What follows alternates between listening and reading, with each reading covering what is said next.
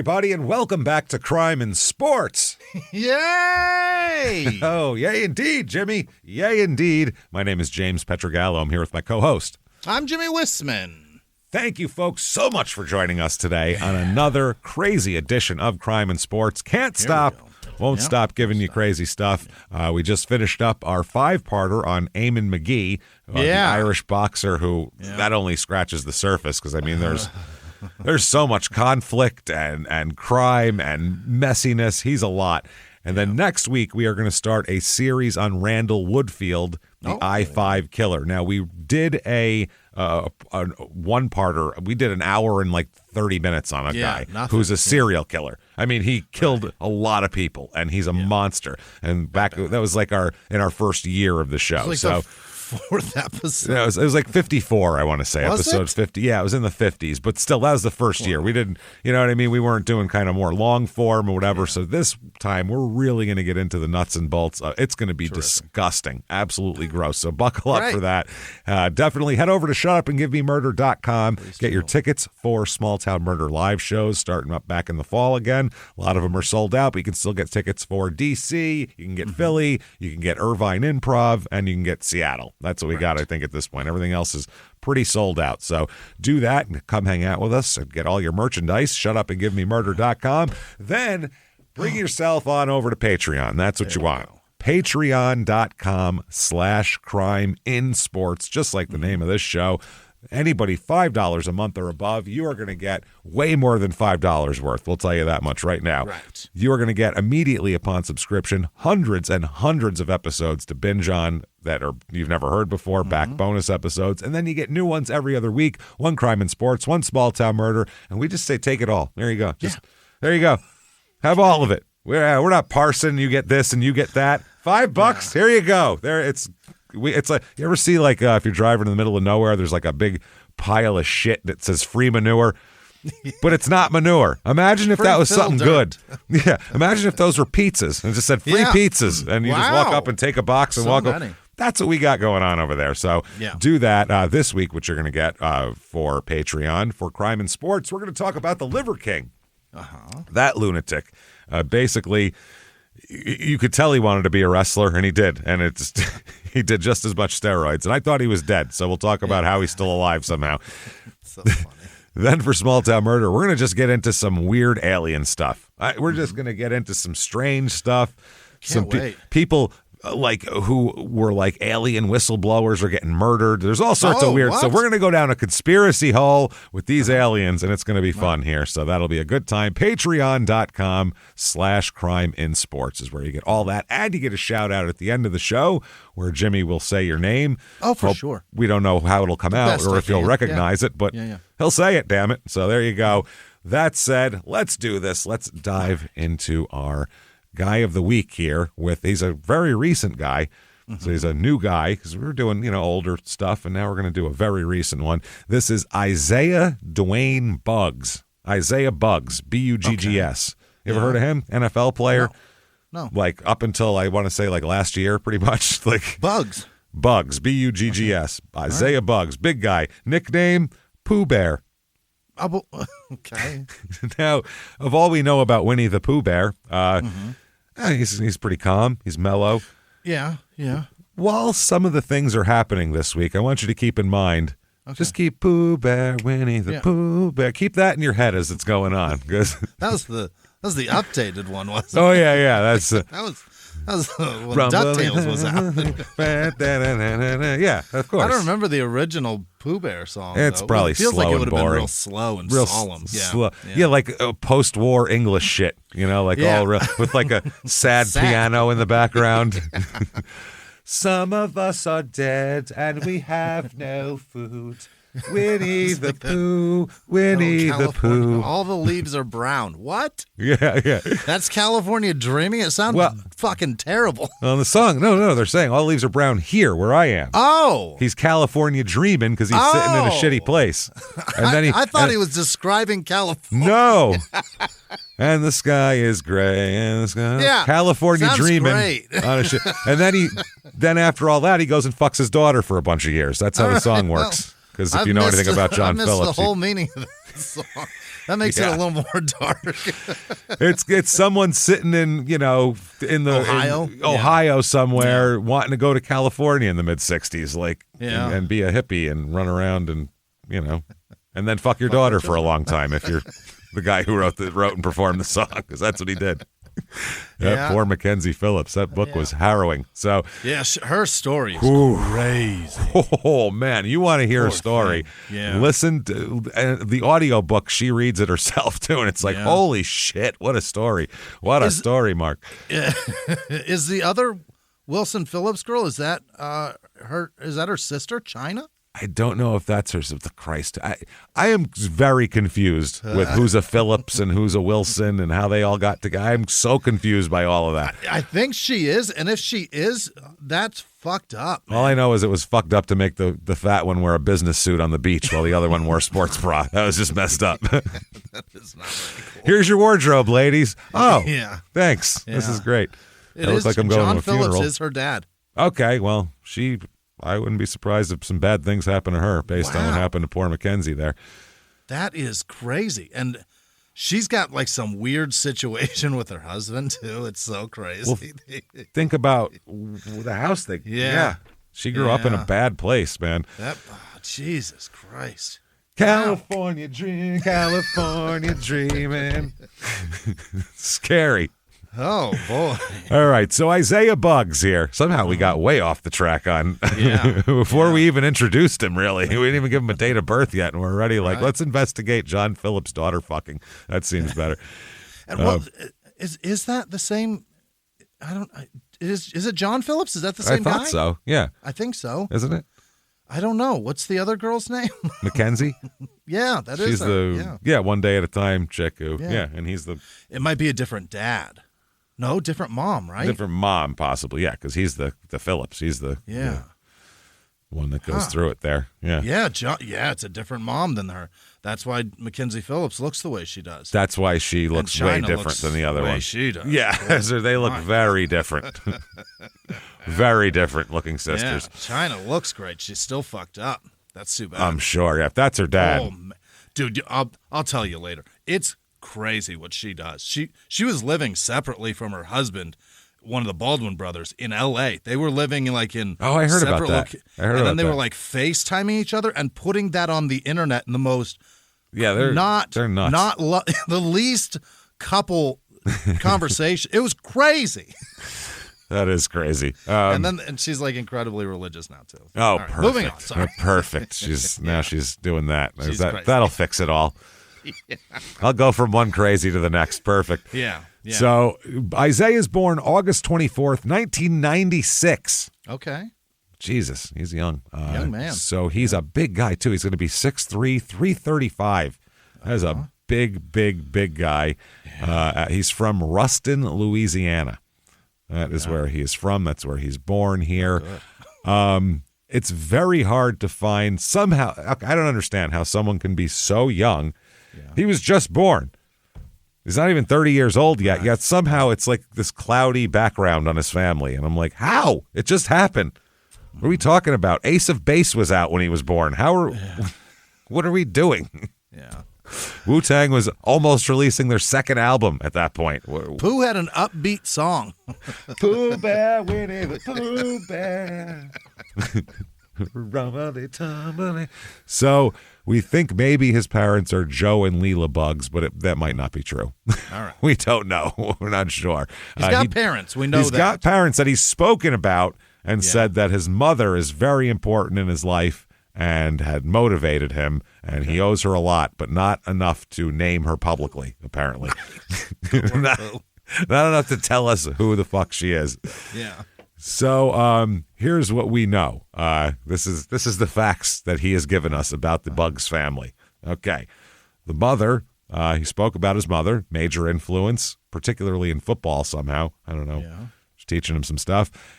Says that she made him a man, which doesn't sound good. No, it doesn't. But it sounds a little creepy, but that's fine. Especially John Phillips vibe. Yeah, the real John Phillips. He made a man out of me. She made a man out of me. Oh, boy.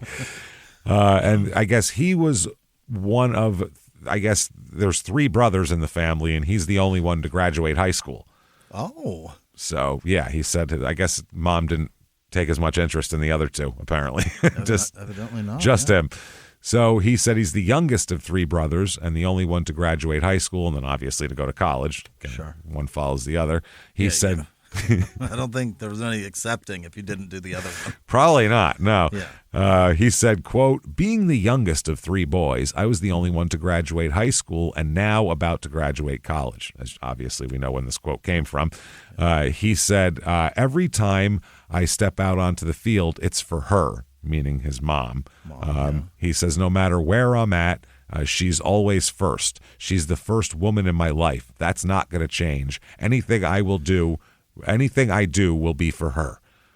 Everything I do it for you. I do it for you. It's a song that was like 5 years old at this time. Is that Bryan Adams? It is. Yeah. It's Robin Hood. Yeah.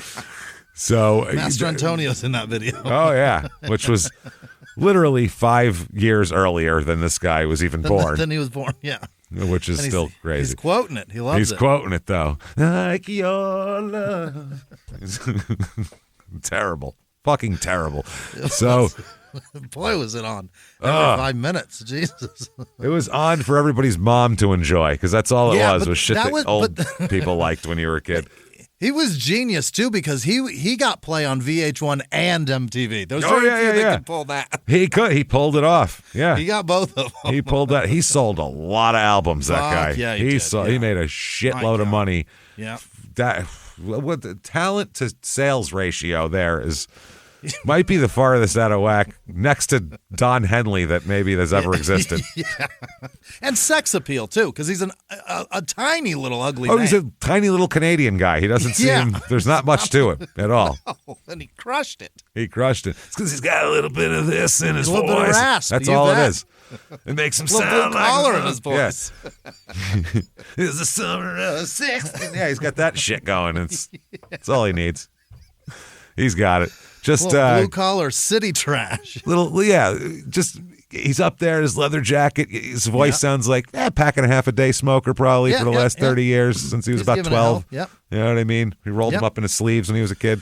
He's sucking them. Yeah. So anyway, Isaiah says that's his family who helped him out a lot, and his mom helped him out a ton. Blah blah blah, the typical thing. So he attended and played high school football and basketball, which imagine his 335-pound ass playing basketball. Yeah, right. That is like, wow. Talk about a Charles Barkley ass bump. That'll Oliver Miller, knock your ass into the third row. Yeah. He played at Ruston High School in Ruston, Louisiana, where he's from. So kind of a small town guy. Yeah. I found there is an article here about him from the News Star on Christmas Day 2014. So it's, I guess, when he's about a senior here, and it's called The Quarterback Chaser. Yeah. That's the name of the article here. It says, Ruggs makes the leap into Ruston's top defender. That's literally what it said. Ruggs makes the leap into Ruston's top defender. This is terribly so he's now the top defender. Yes. And he jumped. Yeah. It took a while I had to think about it and process it a couple. They could have written that way better than that. Yeah. I would say. So they're saying that Isaiah Buggs, there's been all sorts of injuries on the high school team, but not with him. He's been killing it. They said he has 102 tackles, 19 for a loss, 6 sacks, and 3 forced fumbles. And, he's doing great here. He was named 2014 All-NELA Big School Defensive Player of the Year. Okay. And he says he's going to college soon, but that doesn't mean that he forgot about high school. He said, quote, don't go thinking that L.A. means Los Angeles. No, that is Louisiana. It's probably northeastern Louisiana, probably, or some shit. He said, quote, this is an individual award, but I know that I have coaches and people around me that are a big reason that I'm able to do this. They know what it takes to make it to the next level, and I'm going to work very hard to do that. Even though I just played my last high school game and the All-Star game, I know it's going to be a while before I get in pads again. I've got to move on academically and get ready for college ball. Okay. Oh, boy. They said back when he first came around to be on the team, they said they weren't sure they were even going to put him on the team. Really? Yeah, they said, no way, man. Really? Yeah. Guy that size, I don't give a fuck if he's athletic or not. Just stick him in there. Get in the way. Just get in the way. For the people that have to run around, and that'll give you a second or two. Yeah, it's high school. I mean, that's crazy. The coach said right now people see Isaiah and he's a district MVP and he's all Northeast, but they don't see how he got there. It wasn't always an easy road with us, and it was a tough love relationship. That's what's so gratifying to me is to see where he is now from where he was 2 years ago and how his attitude has changed, not only on the field but in the classroom. I guess he switched positions. He played defensive tackle as a sophomore, and I guess they moved him to defensive end, which seems like he's a little big for defensive end. He seems like a prototypical defensive tackle, 6'3", over 300 pounds, just get in the way of the run, make a guy go around you. So, but he said that that's when they switched in positions, that's when he got really good and seemed to understand the game a little bit more. Isaiah said, Coach Laird told me that I was different from everyone else, and that meant I was going to have to work harder because if they saw me do it, they would do it too, and it would make us a better team. We've been close ever since. Yeah. So, yeah, the better players on the team have to show examples, and that's pretty obvious. Mm-hmm. Yeah, because if they're working hard, then what's your excuse? You suck. Yeah. You're second string, and the guy who's better than you is out working you, stupid. Can't do that. Makes sense. So he also said if you're a starter on the team, you aren't put there just to be there. It's because the coaches trust you. If I'm a starter, then it's my job to be there every day and do my job to help my teammates, and I take that very seriously. It's all I'm getting recruited to college, and I need to say real rah-rah team shit right now. So coaches don't think I have a big head, basically. So they think I'm involved, too. Exactly. He said there's another. He said about Kevin Carter. Kevin. J-E' Kevin. I like it. Kevin. I'm on board. I've certainly never heard Kevin before. I've heard a lot of different ones, but not Kevin. That's a new one. Jadavian is pretty crazy. That's Kevin. Kevin. It's Kevin. That's the part because there's like Jamarcus, and that's fine, and there's other ones that are Marcus, flows. yeah. But Kevin, that just doesn't work. It just doesn't. Doesn't flow as easily as Jamarcus. No, it just doesn't work for me. He says, I hope Kevin's better than Jamarcus was. Yeah, let's hope for. I don't think Kevin even went as far as Jamarcus. So that's sad. About Kevin, Bug said, that's my crime partner. We're always lifting weights together and talking about the game. Let's see if that keeps up. And it was neither of years. those are criminal behavior, sir. No, not at all. Talking about the game, my crime partner. Both of us had to change up the way we play when Coach Laird got here, and we knew we had to get there, so we just worked. Okay, that's great. One of the coaches also said, Isaiah had as good of a night as you could have as a defensive end one night because they won a tough game 12-7. Imagine watching a 12-7 high school football game. Oh, that's brutal. That's 4 field goals, right? Oh, that's what's or missing your extra points, which happens a lot in high school football. Yeah, I'll bet that's what it is. Yeah, if there's not a good kicker, you're missing a lot of extra points. So, they said that Isaiah's a good, he had that night, and he said it got to a point where they were running away from him, but then you're running right at Kevin. And Kevin's. You don't fuck with Kevin. We all know that. We all know that. Kevin. No, watch out here. They said Coach Laird and I were talking about it, and I don't know if anyone realizes, but we've played games where those kids took every snap on defense. It's truly been a blessing to have them for the past 2 years. Yeah. Oh, yeah. And Isaiah said because they said after all the wins and everything, he said he'll never forget Bearcat Fridays because they're the Ruston Bearcats. Okay, yeah. He said everyone was into it, from the counselors, the teachers, the students. The band comes through after that pep rally at 3:25, and we just knew we had to be focused in. Just everything about playing football for Ruston was great. Yeah. All that sounds so foreign to me. Like to be like into a school activity and go to a pep rally at 3:25. Like I could be somewhere else. Yeah. High school. soon as that bell rings, I'm gone. I'm looking for weed. Yeah. And somebody to try to fucking feel up. That's what I'm looking for in high school. I was a piece of shit. Yeah. I mean, not much has changed. No. But in high school, I was screaming, "Show us your tits" at the pommies at those rallies because I was a fucking scumbag. I didn't give a fuck about the pep. I didn't care about the rally. I didn't care about the game that was tonight. God, I just wanted to see tits and go home. That's it. That's what you should be interested in at 16. Yeah. But these people are like achievers trying to like be into stuff. Yeah. You know, that wasn't looking us. That's for the problem. grades and victory.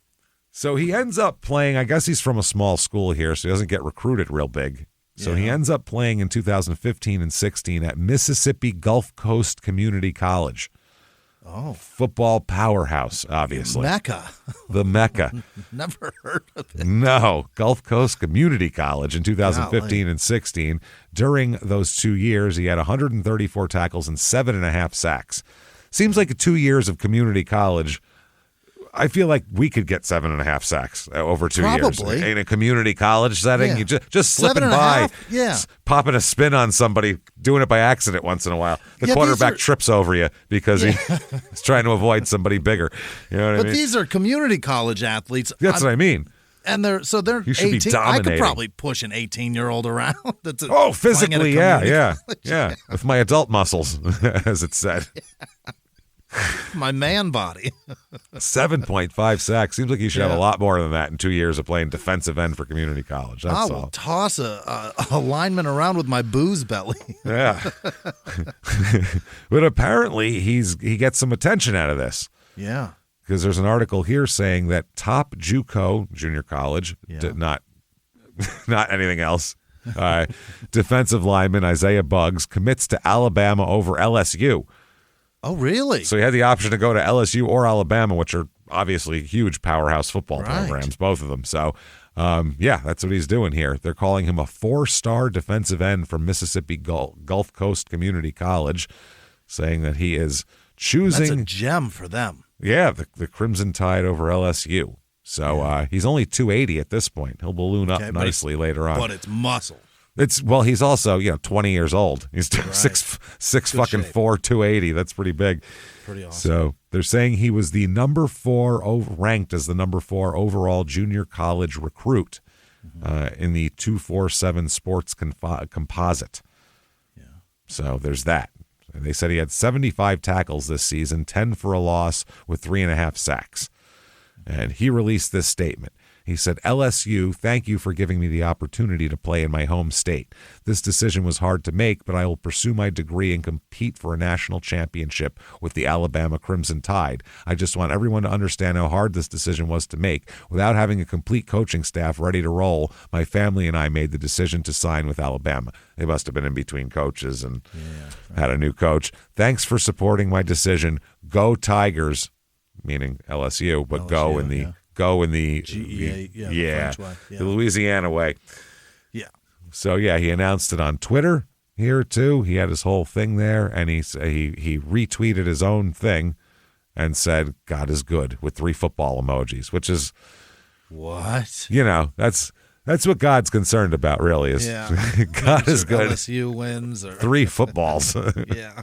So weird. Oh man. So rolltide.com. Jesus Christ. Imagine the message board there. Eesh. Yikes. Holy shit. That's got to be a mess. Just the comments on anything put up is probably does anybody who's too into college football, I'm a little worried about them. Any college football forum, college football Reddit, college football anything is just They're crazy filled with people. Lunatics. This 19-year-old's a piece of shit. And it's like, hey, calm down. It's a child, man. Good Lord. Still filling out his pubes here. What are we talking about? Kid's a baby. He doesn't even have any credit yet. Wow, you're way too concerned about this shit. Yeah, it's a lot. So, they're all excited about it. They're putting it out. They're saying he's one of the top defensive players in the defensive rank, in the junior college ranks, and we're just fucking... We are over the moon, baby, about having this guy. So 2017 here with Alabama, they go 13-1 that year. Wow. And finish second in the second out of 130, but first in the final AP poll here. Nice. So, yeah, not bad at all. This is Jalen Hurts as the quarterback. Oh, yeah. And, fucking Mr. Concussion for Miami there is his backup. So, really? Tua? Yeah, loaded team. They got fucking Mac Jones is on the team, too. They had Mac Jones, Tua, and Jalen Hurts. And Jalen Hurts. All at the same time. God damn. And Jones and Tua were freshmen, and Hurts was a sophomore. So they had, oh, wow. time to go here. Like, when you look at their roster and they have the NFL shield next to all the guys who played, it's like most of the them whole team. on this. It's crazy. Yeah. A lot. Damian Harris, Joe Scarborough, Bo Scarborough, Joshua Jacobs, Brian Robinson Jr., Devonta Smith. Josh Jacobs was there too? Yes, he was there God damn. Calvin Ridley, Robert Foster, They Jerry won, Jeudy. right? Cam Sims, Henry Ruggs. They had to win. Ruggs was on this team. I think they did. Yeah, I think Bugs. this was Ruggs. Henry Ruggs. That Ruggs.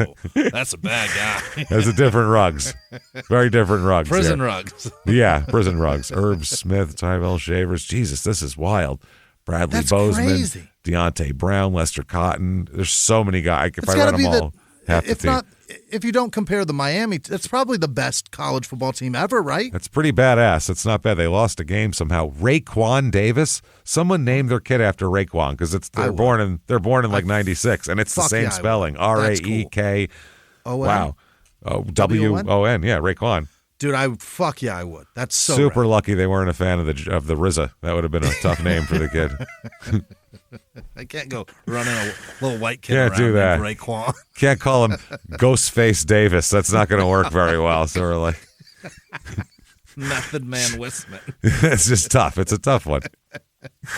So tons and tons and tons and tons of guys here. Yeah. God, there's another guy named Lawrence Hootie Jones. I wonder if he's. It's bad when parents are having kids in the mid-90s. They're naming their kids wild shit. Yeah. Wild shit here. So, yeah. China Whisman. So he started 13 games while seeing action in all 14 games during his first year there. He had 51 tackles, 1.5 sacks, 4 tackles for a loss, and tied for second on the team with 7 quarterback pressures. Kid's good. So not bad at all. Yeah, did pretty well. He played Florida State, Fresno State, Colorado State, Vanderbilt. Got to be able to beat Vanderbilt. Those are smart kids. Just a bunch of nerds, like golf nerds. Yeah, like engineering nerds. You should be able to beat them. Beat the shit out of them. Ole Miss, on the other hand, they're dumb as fuck. That should be a tough one. That's gonna be a tough game. They don't even spell old right in their fucking title, so you know that's not good. They don't got a lot to lose. They don't have a whole lot to you don't lose want to here. fight those guys. Texas Dumb and A&M, ugly. dumb and ugly. Texas A&M. We're talking about fucking a running back concerned about agriculture, which seems very. How does these A&M schools have football teams? It doesn't make any sense. Still wearing their insemination glove. Yeah, just dude. Imagine some fucking, 5-star recruit sitting there learning about fucking how to do hay production. It just seems odd. You can't inseminate a bull, Harvey. Hey, listen, you don't get that bull inseminated right. You ain't starting on Saturday now. Let's go. You need to pump that semen in there, boy. Wow. Arkansas, they played Tennessee. He has little things. He just kind of does a little bit beat 'em? every game here. It doesn't. I don't have the deal We'll have to here. know who beat them. Don't know, but they did win the national championship. It looks They like did. here. They So had yeah, to. they got that. And I think Hurts won the Heisman, right? That year. I'm not sure. As a sophomore, I'm not positive. Oh, not as a sophomore. He couldn't have, right? I don't think so. But he plays only 1 year at Alabama. Yeah. 1 year, because he's already played 2 years, so he's technically a senior here, going into his senior year. This year he had 51 tackles, 4 for a loss, and 1.5 sacks, like we said. And he decides he actually graduates and gets a bachelor's degree in music and business, which those two things are completely the opposite of each other. Music and business here. So he does that. What year was that? 2017, December of 2017. Wow. So he graduates and is done right when he is done with football. January 11th, 2018, he announces his decision to enter the NFL draft here. He said he will not return for his senior season, and Alabama was disappointed because they needed him and he was getting better, so they were pissed off. But he said, I want to thank you for allowing me to come here and be a part of this great program. I always dreamed of winning a national championship. With that being said, I will return for my senior year to graduate and try to repeat this feeling of winning a national championship again. But then he doesn't. Oh. So, no, he is. Now he's saying he's going to no, he doesn't. What the fuck is he doing? No, I guess he's going to stay. He's going to stay. Good. He's staying. He's staying. He's doing well. So May 16, 2018, he returns to his hometown, which is always great, as we know for these athletes. It's a bad thing. But he returns to Ruston High School to give speeches and all that kind of shit. Yeah. You know what he's doing. Hi, look at me. Yeah. I'm a big man. A big deal. Yeah. How many of you senior girls are 18? Anybody? You want to come home? Anybody want to come to a party tonight? Yeah. It's at my house, and I'm the only guy going. What do you say? So the basketball coach at the high school said, we're ecstatic about the way these three young men have represented Ruston High School, and we wanted to take the time to let them know how proud of them we are. There's two other guys that we're not talking about, so who gives a shit? Now, Isaiah said, the side that people don't know is I wasn't supposed to graduate high school when I did. They didn't see me coming to school at 5 a.m. and staying after school so I could walk across that stage. The last thing I wanted to do was let everyone at Ruston down. Oh, don't worry, you will. Wait till the second half of this episode. And I knew when I walked across that stage, I wouldn't be a failure. All right. He said, junior college was the hardest transition of my life. To go from living off $200 and sleeping in a room with three other guys to a place like Alabama is such a blessing. A little bit different. Yeah. They don't have fucking dorms at a community college. No. You had to go find an apartment nearby. Get out of here. Yeah. Most of those people have School's jobs. Out. Yeah. School's this out. Is paid Fuck high off. school. Leave. Get out of here. Quit hanging out in the parking lot. Go. He said, I just want the young guys to know that good things can happen if you work hard and handle your business in the classroom. They can take football from you, but they can't ever take that degree. Right. So he comes back for 2018, and they go 14-1 that year, Alabama. Nice. And second in the final polling. So apparently did not win the national championship that year. Yeah, it looks like Tua was the main quarterback. I don't know what the hell Jalen Hurts was doing, but Jalen Hurts left. He must have went been to Oklahoma by then. Oh, that's right. Well, they say he was 51-70, so he must have been there for a minute. Yeah, he transferred in the middle of the season, I think, or he got hurt and then transferred the next year. I can't remember which. That's possible. Yeah, Tua had, Jesus Christ, almost 4,000 yards and 43 touchdowns that year. Yeah, and that was the problem there. That they had two really great quarterbacks that were fighting for time, and if you're looking to make an NFL career, you've got to be able to shine. And if you're sharing time with somebody, you can't. They also have holy shit. 1, 2, 3, 4, 5 future NFL running backs on the roster and 4 NFL wide receivers. So, wow. You better have those fucking numbers with that kind of shit going on. You've got to have you're going to put those guys in the NFL if you've got Jalen Hurts and Tua back there. Yeah, they're helping put them in the NFL. Yeah, everybody's helping each other. No matter which one's playing, your receivers and running backs are getting their time and numbers. That's amazing. Fuck yeah. So this year he's killing it. He earned a second-team All-America honors and also named to the All-SEC second team by both the Associated Press and the conference coaches. He led the Alabama defense in sacks. And really, really good here. He ranked 4th in the SEC in sacks with 9.5 and sacks per game at .63. I didn't know we did that stat, but okay. Mm-hmm. So, all sorts of tackles for losses and all sorts of shit here. Yeah. And he was selected as the SEC Defensive Player of the Week for his efforts against Texas A&M. Wow. He confused them by throwing out agricultural terms, and they were like, what's happening? So, he does a lot. He had huge games against Texas A&M. He had a big game against Ole Miss. He's, doing really well here, kicking some ass all the way through school. So this year, they don't win the national championship, but he has the same exact amount of tackles, by the way, 51 tackles. But this year, 14 tackles for losses and 9.5 sacks. So he just upped his stock something serious here. Now, being on a major powerhouse team and having these kind of stats and being a defensive lineman, you would imagine he would be a really hot shit commodity for the NFL draft. You know what I mean? Sure, yeah. I would imagine. We have his combine numbers here, though. 40-yard dash. Now, there are no plays really where a defensive tackle is going to be running 40 yards. That's a fucked up play if that happens. It's not supposed to be. Yeah. It's like it makes no sense why they do offensive lineman 40s, because if your play calls for an offensive lineman to run 40 yards, you should redo your play, probably. Yeah, they shouldn't be down. You got to, if your offensive lineman ran a great 40 yards, there's also a flag for ineligible downfield. Blocker downfield. Yeah, that's. But this 40-yard dash is 5.15 seconds. Which is terrible. He's not fast. He's a slow man. You never want to break 5. No one on that field should have a 5 fucking 40. Yeah. No matter how big you are, because there's guys that do 4.8s that are 300 fucking 30 pounds. So that's tough. Those numbers are not great when it comes to that kind of shit, which really shouldn't matter because it's football. Right. So what difference does that make? So.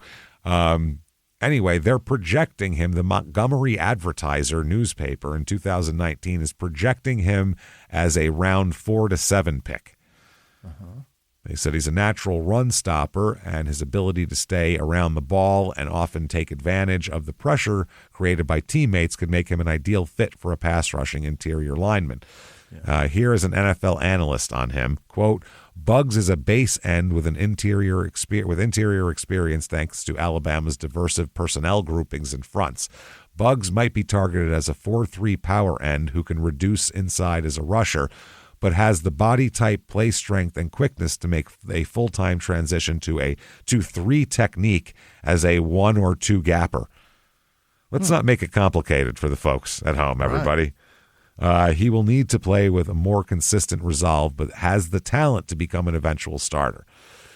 Now, first round, you want a guy who can start now, pretty much, when it comes to that sort of player. So 2019 NFL draft, which just fucking happened, basically, feels like. Yeah. Number 1 pick of the draft, Jimmie. Of 19? 2019. Is it Joe Burrow? It is certainly not. Oh. You're very familiar with this person because in Arizona. Jerry Jeudy? It is Kyler Murray. Oh, is it Kyler? Oh, yeah. Jesus. Yeah. A little guy. He was number 1, huh? Number 1 overall. The Cardinals are just terrific fucking drafters, boy. They always have been. Who could they have had? Nick Bosa at number 2. That's good. Let's see here. We could have had they could have had Daniel Jones, so that's a wash, I think, there, because he's fucking a nightmare. That's a win, I think, on that one. Dwayne Haskins is not even in the league anymore. I'm looking at other first-round quarterbacks here. I think there's a lot of talent here they could have had that's turned out better than him. Are there any quarterbacks that were better? I'm looking quarterback-wise. Probably not, Well, second round, Drew Lock. That's not good. That's not good at all. I'm just looking for Denver. Yeah, he went to Denver and didn't do anything. He fucking ruined us for a couple seasons. I mean, Denver, they were so bad when they had still him. In the league somehow. This is a terrible quarterback. Yeah, Drew Lock's with the Jets now, right? I think so. This is an awful quarterback. There's like hardly any quarterbacks taken. I'm in the fucking wow. I don't see anybody of any worth of shit. Good. Yeah, it's a bad quarterback draft. But finally, and I mean finally, in the 6th round here, pick number 192. Into fucking Shedeur Sanders territory here. Oh, yeah. We got... Mark my words, he's not going to have a career. No? It's going to go so bad. He's not good. It's so hard to predict quarterbacks, though. He is not good. They usually have to be so fucking buttoned up and perfect on shit, though. He's not good. It's just I don't know. And I don't know how interested he is in looking at film for 8 hours a day. It could end up being an injury too, but he's not going to have a career. It's going to be shit.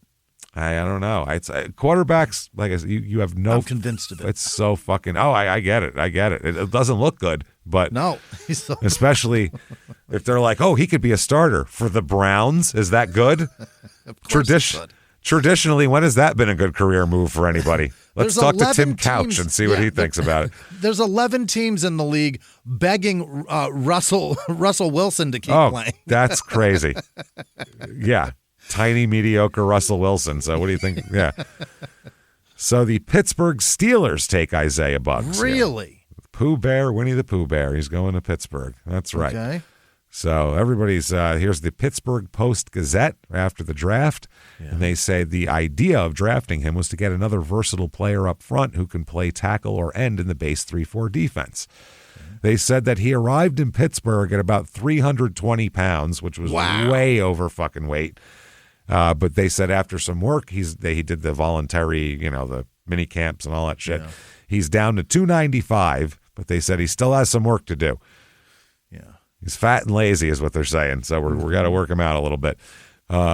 They said, one of the coaches said, if I told you what that means, I'd be telling all our competition. But he knows what we have to do, and I think he took care of part of it this offseason. That goes a long way toward getting him to where he needs to be. That was really cryptic. I have no idea there.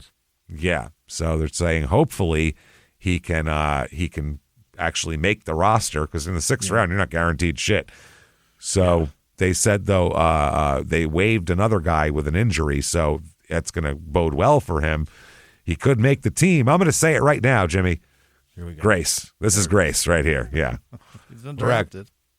Well, the world is his potential. He has all the. I mean, Christ, he could be Reggie White. Who knows? Anything's possible. Yeah. So he is going to be a member of the 2019 Pittsburgh Steelers here. There we go. Oh, I just remembered the old Winnie the Pooh song. Yeah. Winnie the Pooh. A lot of stuff to fluff, fuck. Yeah. Fuck. I don't remember the rest of the stuff. I don't know the words, but stuff. I don't know. Every little bump and then he's got no penis, Winnie the Pooh.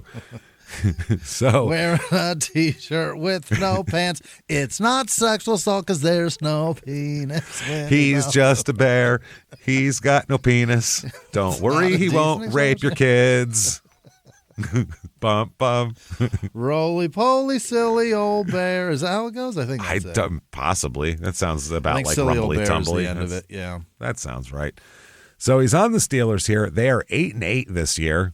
Yeah. Not terrific, obviously. A 500-year under, of course, Mike Tomlin, because he's been there since the beginning of time, I believe. Since Bill Cowher in the fucking 90s, right? Did they have like Dick LeBeau or something before that? No. It went from Chuck fucking Noll with those 70 Steelers team, because they came, he took over in like 69 or 68 or something.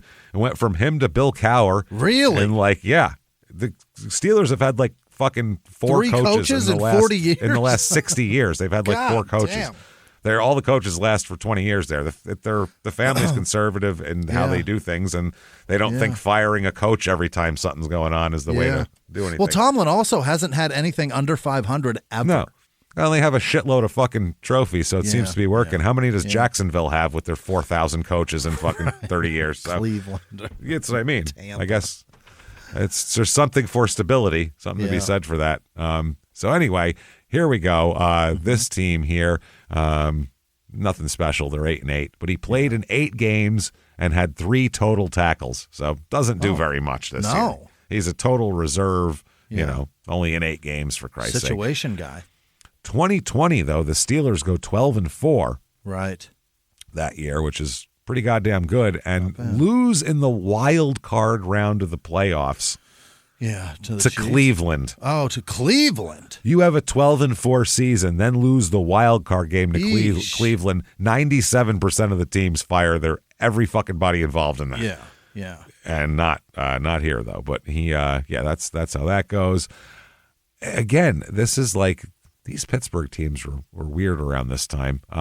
He was placed on the reserve COVID-19 list by the team on November 27th. And then activated 3 days later. He plays in 10 games. He starts a game. That's great. 1 game here. I'm looking. What's he have? 11 tackles this year. Okay. No sacks. He had 1 quarterback hit. But I mean, after he already threw it. Just 1 quarterback hit. 2021 Steelers 9-7-1. Mm-hmm. So now they got a tie. Yeah, they got a tie in there, and they go to the playoffs though, and lose in the wild card round to the Chiefs. Yeah, that's not good at all. Now let's see what Isaiah did. Other than he's October 20th, 2021. He does start his crime wave right here, guys. Here we go, and this is some serious shit. Jakevin's with him. Jakevin in the passenger seat here for sure. This is a big one, everybody. I mean, we hate to tell you, terrible things and awful crimes, but sometimes you just have to tell all the details. He parked in a handicap zone, everybody. What an asshole! You monster, monster. You might have run into a place for 3 minutes and come back out. Oh, you bastard.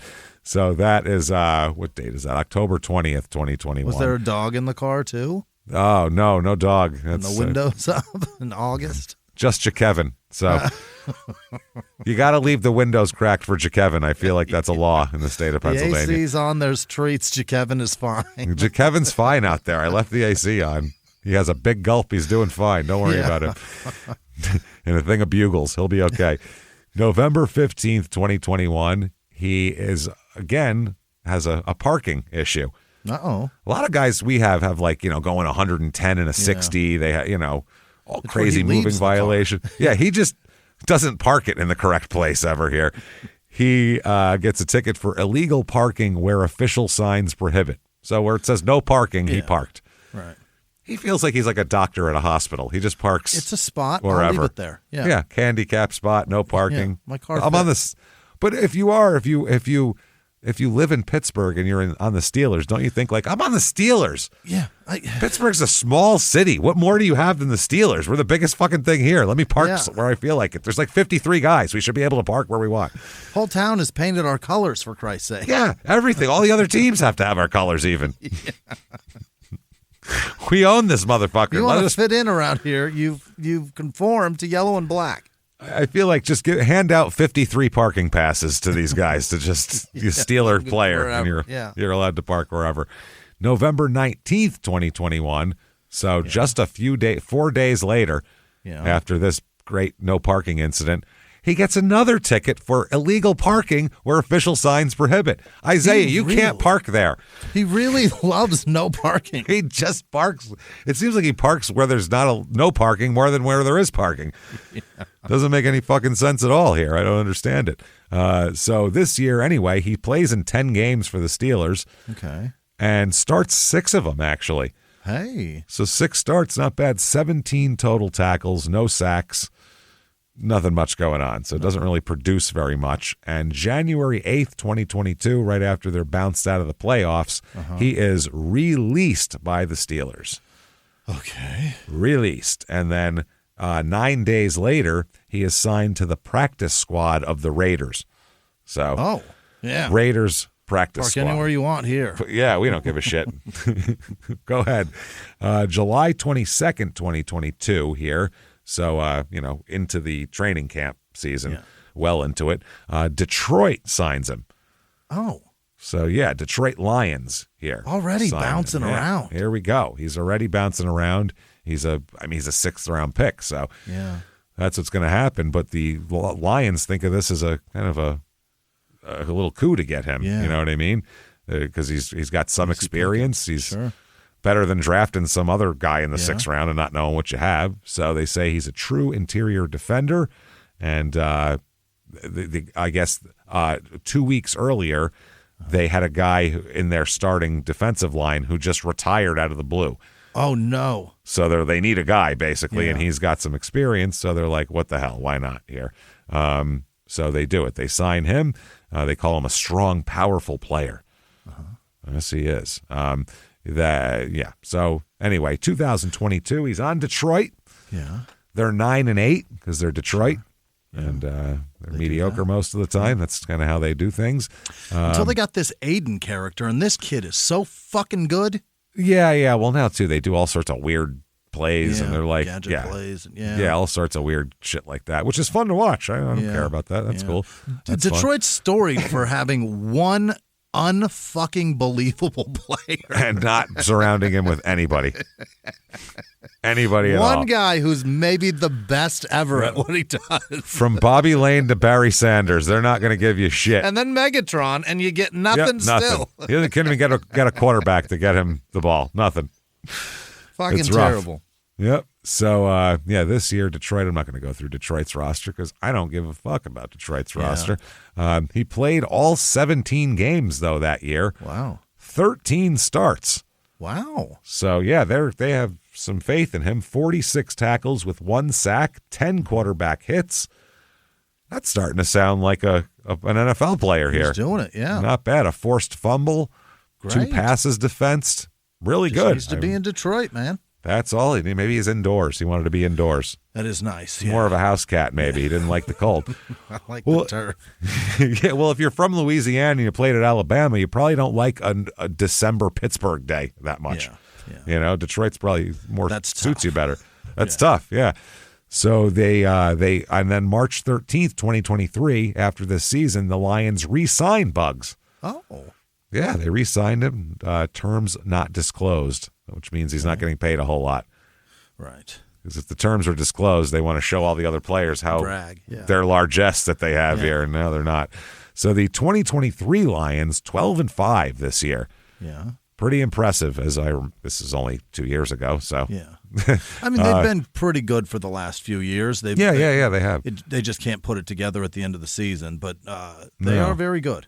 This year they beat the Rams 24-23 in the wild card. Yeah. They beat the Buccaneers 31-23.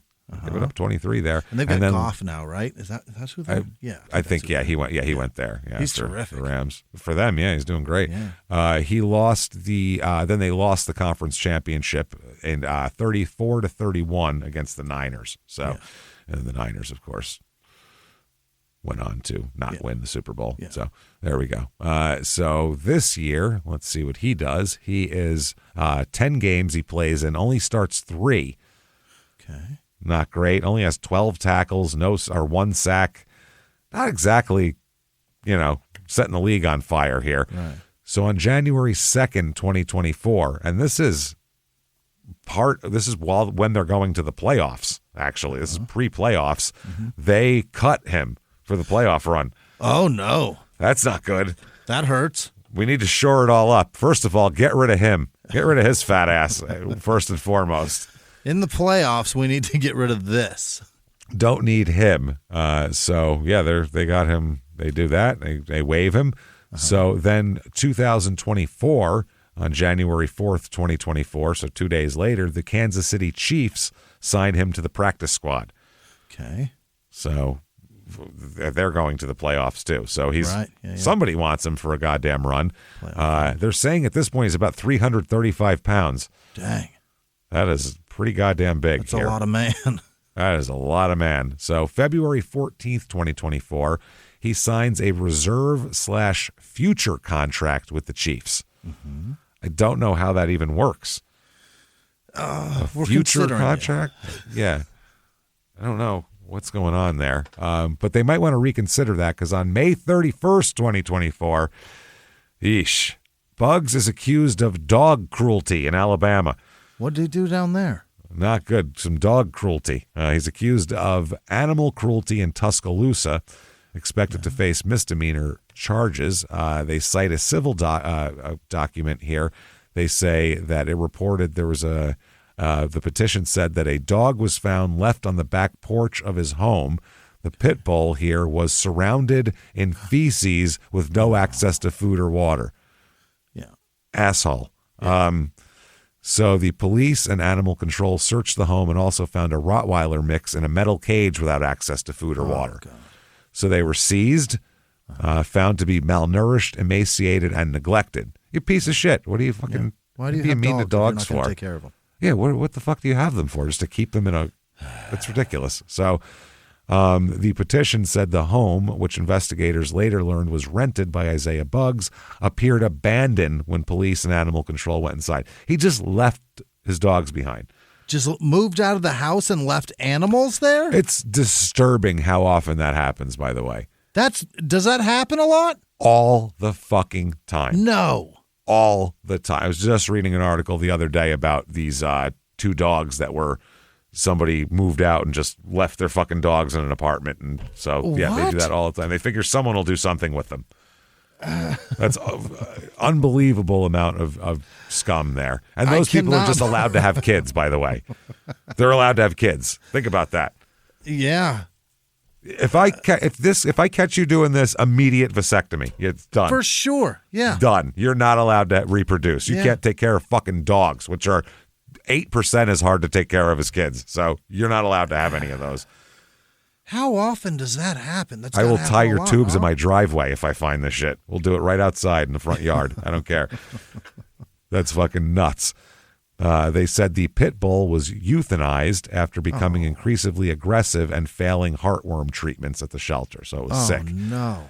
The Rottweiler was alive. This is fucking horrible. Checked into the shelter at 52 pounds. This poor dog. A Rottweiler, 50. Scumbag. You fucking scumbag. My Vaughn is the fattest. He is 65 pounds, and he's like half the size of a Rottweiler, but he's 65. He's a fucking... My fucking pointer is 60 pounds. Yeah. And he's not a big dog, you know what I mean? No. So that is... He's just dense. He's just a little muscly guy, but...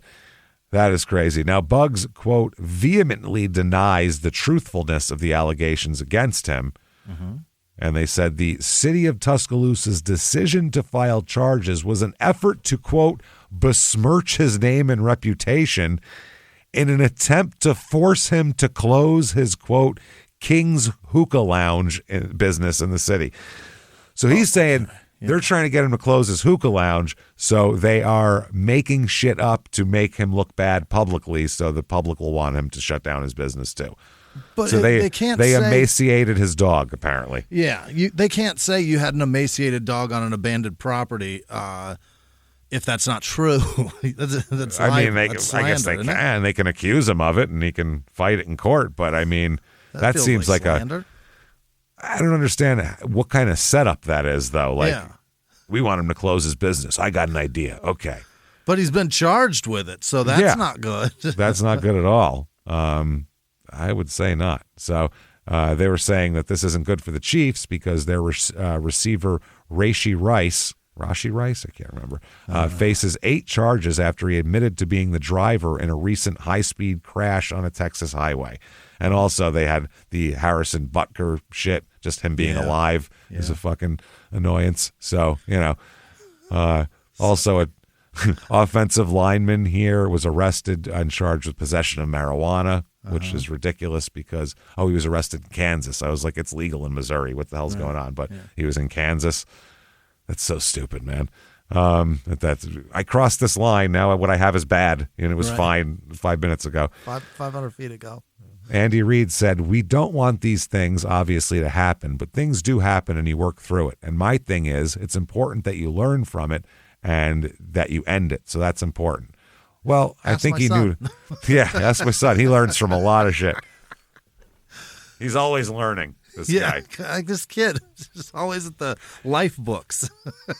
Always learning what different alcohols mix better together and taste good and make him think he can drive when he fucking can't. And how fast you have to go to kill a child. Yeah. Scumbag. And does Isaiah really need to learn to feed dogs? I feel like should be pretty easy, right? Pretty ingrained in you. Dogs need food and water and, care and, things. Love.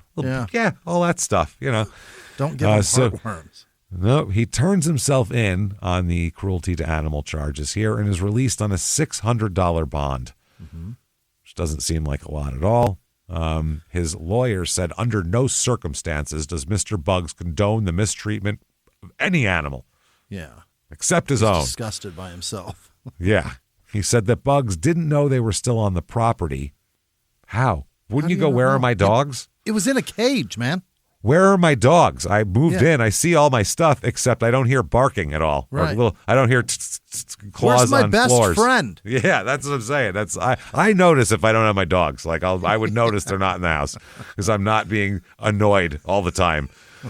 by them barking There's at not nothing. a nose in your balls. Yeah, that's fine. It's more the barking at every car that has squeaky brakes that goes by because they think it's a fucking Amazon You rolled the truck joint and they have to bark. real easy right now. Why was that? Why didn't a tail just Slap it rain away. weed all over the floor? That's hilarious. That kind of shit's awesome. I like that kind of shit. Yeah, but I mean, that's Pain in how the you ass. would know because they're right Yeah. up your ass all the time. All the time. And yeah, you should know that. So he doesn't condone that. And they said that he's the target of a subversive campaign to shut down his hookah lounge. Okay. His lawyer does that. Then June 16th, 2024, he is arrested again. Isaiah here. He's arrested for the second time in the offseason, which isn't good. This time he is facing charges of second-degree domestic violence and burglary. Oh. This is way escalated from parking poorly. Yeah. This is a lot. It's gotten bad. Yeah. It's gotten to where, now he's fucking cruel to dogs and beating up women. Perfect. Yeah. This is going great for him. So he was arrested for this burglary and some kind of domestic incident, and that's it. They say court records show a $5,000 bond. That's all they know. They got his mug shot out there, June 16th. So hey, look at that anniversary, Right there, yeah. 1 year anniversary here. So June 18th here, a little more detail comes out. And the accusation is that he dragged the mother of his child down a set of stairs. Oh, my. Which isn't good. You don't want to do that. No. That was the second-degree domestic violence and burglary. I don't know if he stole something, but officers responded to the Legacy at Country Club Apartments on a domestic call. As they were headed to the call, they learned that he had fled the scene in a white Cadillac. Oh? So a witness who had nothing to do with any of this shit, I guess, told police that Isaiah used a tire iron to break into the unit where the mother of his child was. What? Pooh Bear, Winnie the Pooh Bear. Cuddly little silly old bear. Wow. Rumbly tumbly, I guess, Yeah. here. The witness he was climbing in a honey tree is what he was doing. He's like, I brought a tire iron to do this. I don't know. I can't get up there. He dragged her down the stairs, the witness said, which caused her to sustain scratch marks and lose several clip-on toenails. I give up. I give up. It specifically says it caused her to sustain scratch marks to her wrist and lose several clip-on toenails. Clip-on. Do we need to list this as a malady? Let's stick to physical really injuries. To hang on with everything she had. So he left the scene. The witness later showed police a video of Bugs at the apartment doing these things. That'll do it. Yeah. So he is denying everything, obviously. So that was, what day was that? June 18th. Yeah. Then June 24th, he's arrested for domestic violence on Father's Day. That is just, now that's America right there. Yeah. This nation, that's what this is built on. Domestic violence on Father's Day. Pooh Bear. That is a day that will make you lose your fucking mind with frustration if you're looking for a day of like being taken care of. Yeah. It's not going to happen. No, nobody it's gives not. a shit. No one cares about you at all. No. What did I do yesterday? A bunch of shit I didn't feel like doing. That's what I did yesterday. I sat in a chair all day. That sounds amazing. And then saw a movie with my daughter. See, that's perfect. That's great. Pretty good day. I had to go to a gathering. I didn't feel like going. Not Nobody that I didn't was want to even go, here. but I was just lazy. I was That alone. sounds great. All day. That sounds fucking that's what a father wants. Shut the fuck up for 5 minutes and leave us alone. Everybody leave and let us just sit here and maybe take a nap, possibly. Yeah. That's what we want. That's it. I was up at 7 a.m. making coffee. I did go see my dad for a minute because he's dying. Yeah, you gotta do and that. You gotta see him off. That's why I went to see see my him on dad his and my last brother. Father's Day. Yeah, that's probably good to do. Probably not the worst thing I did. No. And then I sat in a chair and fucking did nothing, and then went and saw live action How to Train Your Dragon. And it was fine. What a fucking pretty good day. Banner day at the old Whisman household there. Apart from watching a man rot right in front of my eyes. That's rough. Yeah. That's fucked up. Oh, so basically the details are coming out here that when he did this with his mother of his child, it was 5:30 in the morning, by the way. What? That is crazy. You consider that the Saturday before, right? You don't consider that Father's Day. No one busts in your house at 5:30 a.m. except the DEA. Those are the only people that do that. No one else should be coming to your house at 5:30 a.m. to do anything. So he got inside, went after the woman, and wounded her, obviously, in the wrist and toenail area. Yeah. Areas. The wrist and toenail. Those two areas. That it dragged her down the steps. Then I guess it took her this long. By the time she got to the bottom of the steps, she said she's going to call police, and that's when he left. Like he didn't think that was going to be the outcome of what happened. That's wild.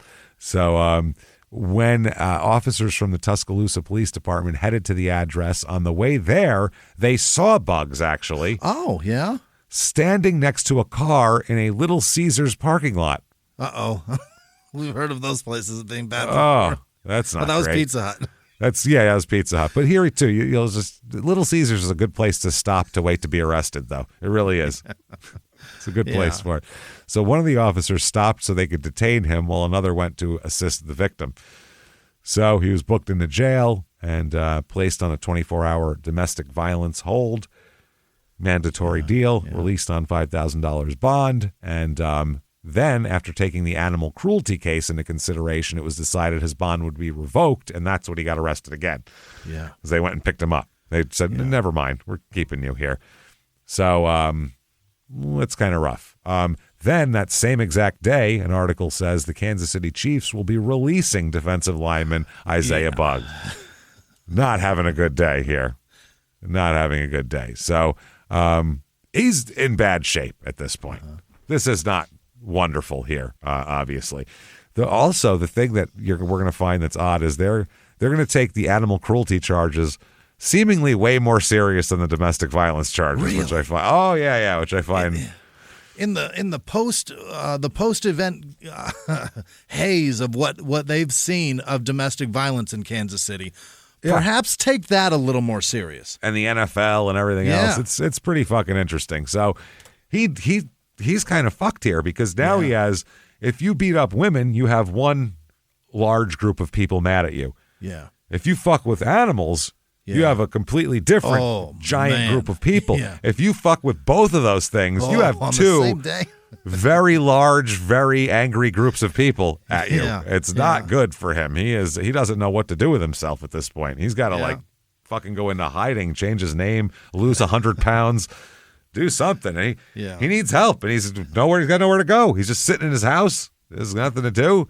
And then there's a knock at the door. Oh, boy. And maybe we'll figure it out. Maybe someone can help him. And you know who it is? It's Vince McMahon. Oh. The CEO or whatever the fuck he is anymore of WWE. And he says...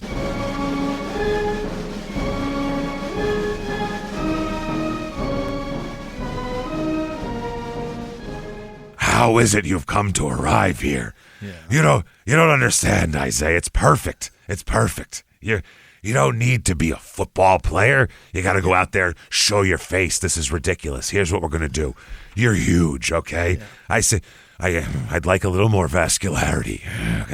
Some veins popping out. But it's okay. It's okay. We're going to be okay. Okay, here's what we're going to do. Here's your character. Here it is. Pooh Bear. That's your character now. That's it. We're gonna put a yellow mask on your head, right? And it's gonna be amazing. No one will even know it's you under there. It's gonna be like when Ghostface Killer was in Wu-Tang when they came out and he had warrants. It's the same thing. Oh, MF Doom. Oh, Isaiah, we're gonna do that. I have another guy. He's 450, much bigger. We're gonna team you together. Yeah. We're gonna team you together as the Pooh Bears. It's gonna be incredible. Pooh Bear 1 and Pooh Bear 2. The Poohs. You're going to be 2 because you're smaller. I'm sorry. You're going to be Pooh 2 is what you are. So Pooh number 2. I understand that doesn't sound great, okay? I get it, but I think it's going to work out for you.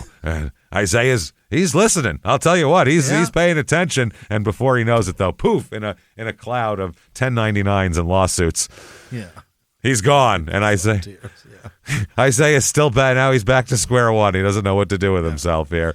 So he is going to go to court here, and he's going to be sentenced on this because he is going to plead guilty. Apparently, he's not going to be allowed to be around firearms or own dogs or cats. Or cats. Or can't even have a cat. Okay. That's pretty good here. I like that.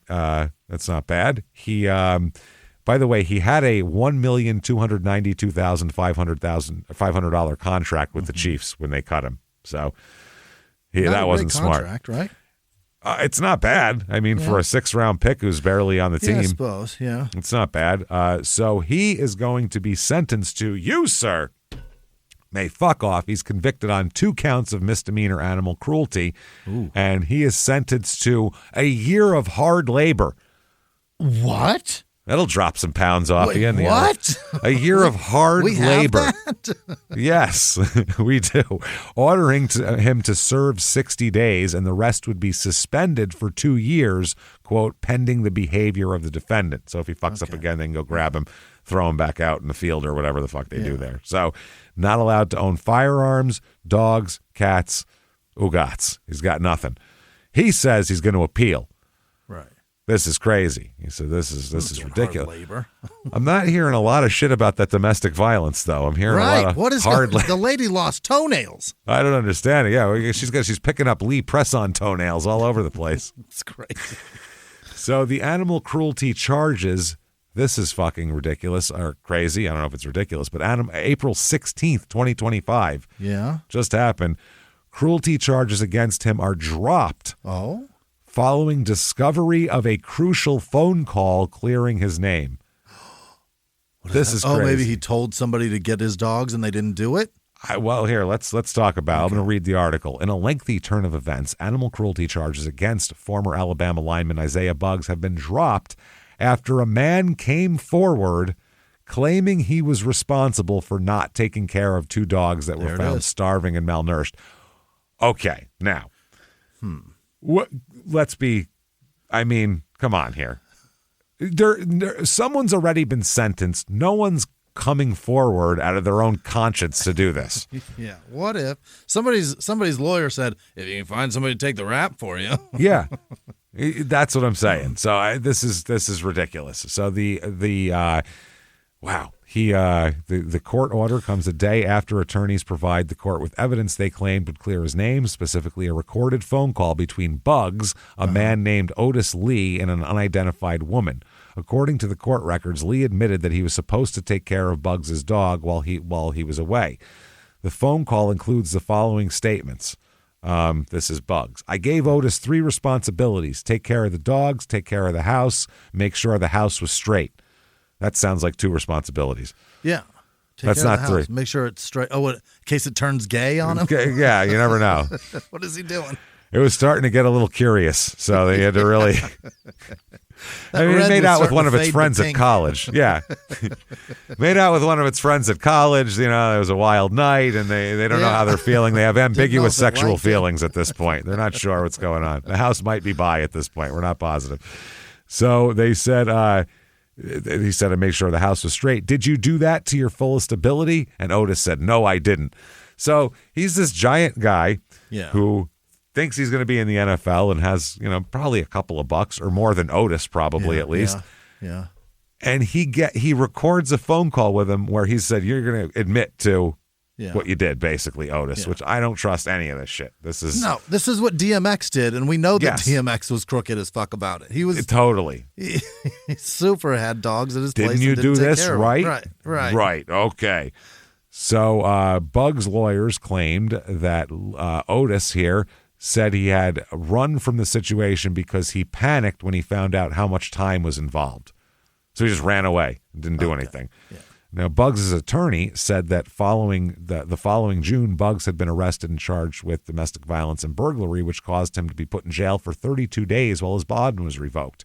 Yeah. Also said that Buggs' time at the Tuscaloosa County Jail, he was forced to have gallbladder surgery, where he lost between 30 to 40 pounds during his recovery. Well, I mean, that's probably good. You're 330, for Christ's sake. With the animal cruelty case still in court and not wishing to go through a trial, Bugs decided to plead not guilty and accept a sentence, like an Alford plea, so he could appeal the conviction. They said due to the statute of limitations, Otis Lee would not face any charges. So think about what happens here. Whoa. I'm off the hook and you're not on it. So what is there to lose to pay your friend $1,000 to say he did it? Right. He doesn't have any. You ever hear of Otis Lee? He doesn't have any reputation. Never heard The of Chiefs aren't trying to sign him. No. That is fucking wild, yeah. dude. And That he did is it. wow, man. And he says in a statement, this is Bugs, we are grateful to the Tuscaloosa County District Attorney's Office for its careful review of the facts and evidence and for working toward a fair and just outcome. I'm focusing on moving forward and continuing my football career. Well, you've got the domestic violence pedigree for it. I'll tell you that much. Yeah, you're right there. So his domestic violence case is also closed after he pleads guilty to a lesser charge of criminal trespass, which is way different than burglary and domestic violence. That's standing around the liquor store and not paying for anything. That is fucking wild. That's man. not dragging a woman down the stairs at cost of Lee press criminal on trespass. Yeah, that's nuts. Jesus, that's nothing. So here's an Instagram post following the charges being cleared, and all up here, and it's him with his look like a daughter. Yeah, here he is. He's got a chair. What does she say? And he's got a. Oh yeah. Oh God damn, throne. he's big. He's a big motherfucker. He's Holy fuck! National championship deal there. He's a big guy. It's a big ring. He's a real big guy there, and he's got his daughter there, and that's nice. Anyway, so I mean, he's got a kid. He's got all this stuff. He wants to be. The fact that he's like, this guy did it, and I just took the rap. He pled guilty, for Christ's sake. I just took the rap. My daughter. I'm just so innocent. That's the thing. I mean, really, honestly, if you think about it and all this, I mean, sure, the dogs were malnourished, and one of them was euthanized and all that. I'm really the victim here. I am. That's what he's saying. It's really, heartworms. It's really me. That's the victim here. I mean, you should feel sorry for me, honestly. Right. And maybe we do feel sorry, but not nearly as sorry as we feel for Isaiah Bugs. Oh. Everything the same. Stock boy at Shoe Palace. Oh, yeah, in the mall. Definitely feel bad for him. He's working at a mall shoe store, and he's got the same name as this asshole. Where they sell, like, gangster. It's the craziest place. Yeah. There's one in Yeah. Phoenix. Oh, boy, it's crazy. It's an interesting store. They have, like fucking Scarface shirts. Like golf golf shirts. A lot. And it's got, like, shitty, tacky Scarface. Like, shit themed like movies all over them. Definitely a lot of ugly, busy shit going on. Very there. loud shit. And also here we have Isaiah Bugg, B-U-G-G. Mm-hmm. Close enough. He's an MBA and chief executive officer at Bug Eyes LLC in Chicago, which is very clever. It's a Chicago-based educational services company specializing in academic intervention, which our guy I don't think would ever do. April 16th, 2025, he is a free agent, but he wants to return to the NFL. Yeah. And his lawyer releases a statement saying, "Hey, he's a honeypot. This guy, you should be fucking signing him. He's totally innocent. He's an angel." They said the cruelty to dogs charges filed against Isaiah Buggs in May 2024 were dismissed with prejudice today on motion of the Tuscaloosa County District Attorney's Office. In its motion to dismiss the dog cruelty charges, the state noted that it was presented with evidence from defense attorney Greg Gambrell that exonerated Mr. Buggs.